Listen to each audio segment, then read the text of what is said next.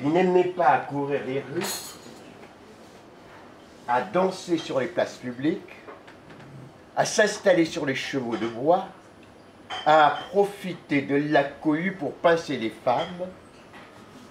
Il avait l'agoraphobie Noël. Ce qu'il lui fallait, c'était toute une journée d'affairement, d'après, de cuisinage, de nettoyage, d'inquiétude, de peur que ça ne suffise pas, de peur que ça ne manque, de peur qu'on s'embête.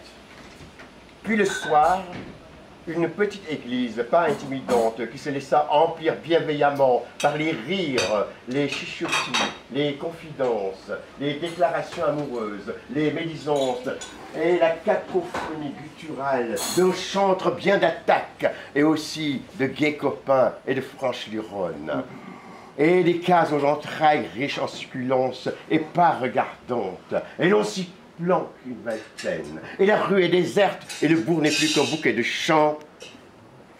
Et l'on est bien à l'intérieur. Et l'on en mange du bon. Et l'on en boit du réjouissant. Et il y a du boudin. Celui étroit de 2 doigts qui s'enroule en volubile. Celui large et trapu, le bénin à goût de serpolet. Le violent à incandescence pimentée. Et du café brûlant, et de l'anis sucré, et du punch au lait, et le soleil liquide des rhums et toutes ces bonnes choses que vous imposent autoritairement les muqueuses, vous les distillez en ravissement et vous les tissez de fragrance, et l'on rit, et l'on chante, et les refrains fusent à perte de vue comme des cocotiers. Alléluia! Les uns, qui rient les uns,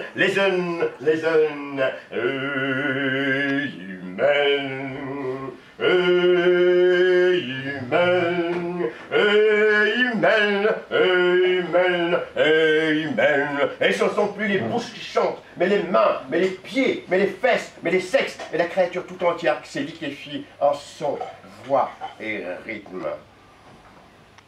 Arrivé au sommet de son ascension, la joie crève comme un nuage, les chants ne s'arrêtent pas, mais ils roulent maintenant, inquiets et lourds, par les vallées de la peur, les tunnels de l'angoisse et les feux de l'enfer, et chacun se met à tirer par la queue le diable le plus proche, jusqu'à ce que la peur symbolise dans les fines sablures du rêve.